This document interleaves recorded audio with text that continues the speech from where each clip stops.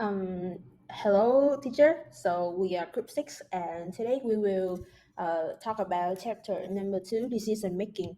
Uh, so this is our table of content, and I will in charge of the first one, 8 steps in the decision making process. And my name is Vương Thủy Tiên.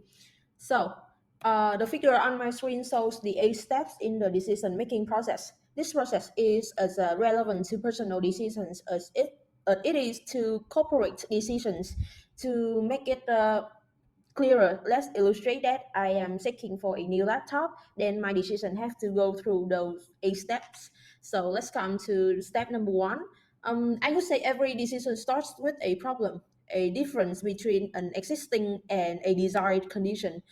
Go back to my example. There is a difference between existing condition and the desired condition because my old laptop is now outdated, and I need to have more efficient ones.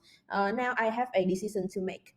The second step is identify the decision criteria. Once I have identified a problem, I must identify the decision criteria important or relevant to resolving the problem. And in my example, my decision criteria are storage capabilities, display quality, battery life, warranty, and carrying weight. The next step is allocate weight to criteria. If the relevant criteria aren't equally important, then I must weight the items in order to give them the correct priority in the decisions. And develop alternative is the step number four. This step requires the decision maker to list viable alternative that could resolve the problem, and decision maker needs to be like creative, and the alternative are only listed, not evaluated yet. Our example, I identify for laptop as possible choices, which are Apple MacBook Air, Dell XPS, Dell Inspiration, and HP Pavilion. Next, I will analyze those alternatives, and then I choose the alternative that generates the highest total, as well as step number six.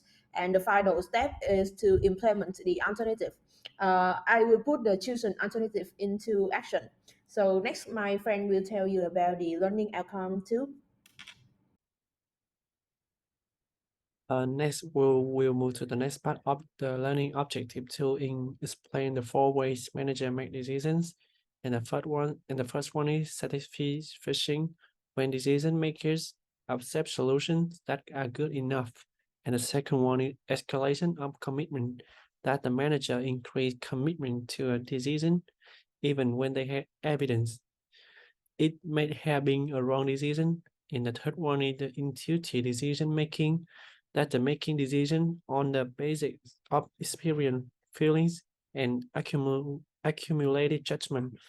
And to know more about the institution that include 5 factors, including experience-based decision, affect-initiated decisions, cognitive-based decisions, subconscious mental processing, and the final one is the values or ethics-based decision.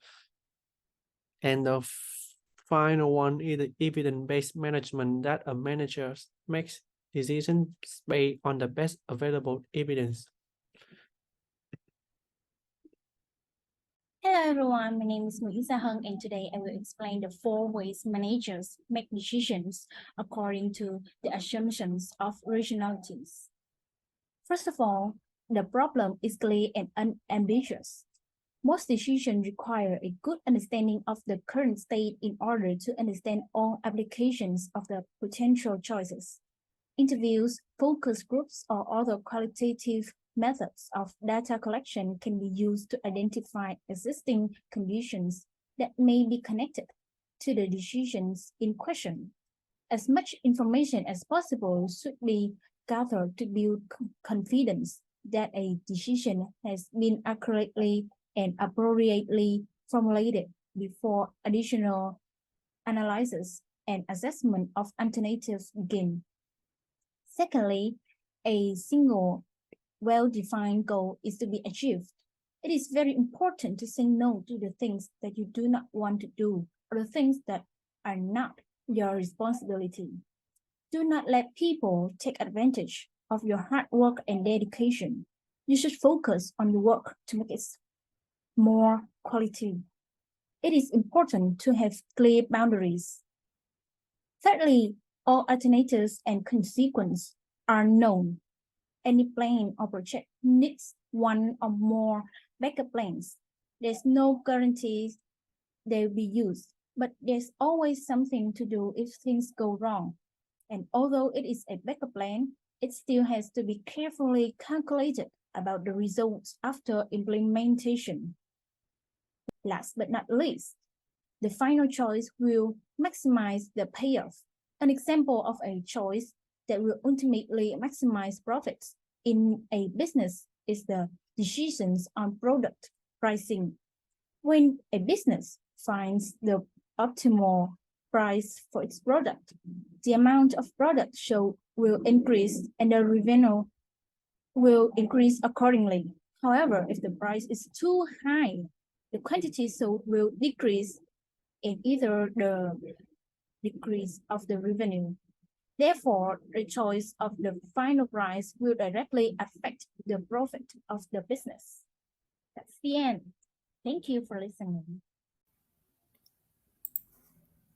So, to classify the differences between decisions and decision making conditions, firstly, we have to know the definition of decisions.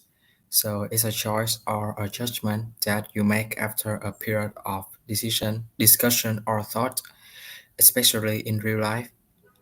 You have made many decisions, such as students in Vietnam, they have decide what university they will go after grade 12, or in business, they will decide whether they make a contract with other company or not. So decisions is an important step in any project or plan, because when you make a decision, you will start.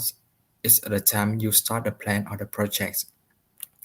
And next is the conditions of decisions making, which are have three conditions. Firstly is certainty. It's a situation where a manager can make accurate decisions because all outcomes are known. This condition will have decision become beneficial for the company, because with certainty we have know all the information about the project or plan, and from that point we will have better decisions for the contract. The next is the risk. It's a situation where decision maker is able to estimate the likelihood of certain outcomes.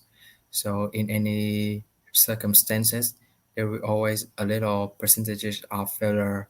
So we have to consider it before conduct a plan or strategies, so that we can minimize the damage if we are failed. And the last is the uncertainty. It's a situation where a decision maker has neither certainty nor reasonable probability estimates available.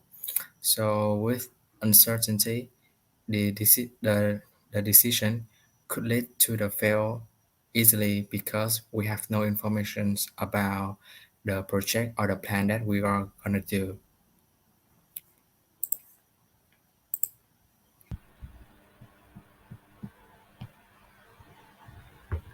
As you can see on the screen, there are 12 common mistakes that lead to decision-making errors and bias managers may have in work. For the first one, overconfidence bias. It is clearly for us because it's similar to the name of this title. Yeah, about immediate gratification bias. It is decision makers who can wait and want immediate results of their decisions. For them, any choice that provides quick payoff is appealing to them. About the anchoring effect, it is some decision makers have a tendency give more weightage to first piece of information. They tend to ignore the information received in the later stages. First impression is what they prioritize. About the confirmation, randomness, availability, self-serving have the similar meaning. Well, for the selective perception, When decision makers selectively organize and interpret events based on their biased perception, they create a perception which may be wrong or take decisions based on that. Framing bias is when a decision maker highlights certain aspects of a situation while excluding others. They have a tendency to omit certain parts and end up on incorrect reference point. About the representation bias, when decision makers try to compare every new situation with the past event, they have a tendency to create analogies and see identical situations where they don't exist. Some cause is this error occurs when decision makers forget that current choice can correct the past. They keep on investing time on their past expenditure rather than focusing on future consequences. Hindsight is when decision makers say that they would have predicted the results of any event after the event outcome is already known. That is the end of my presentation.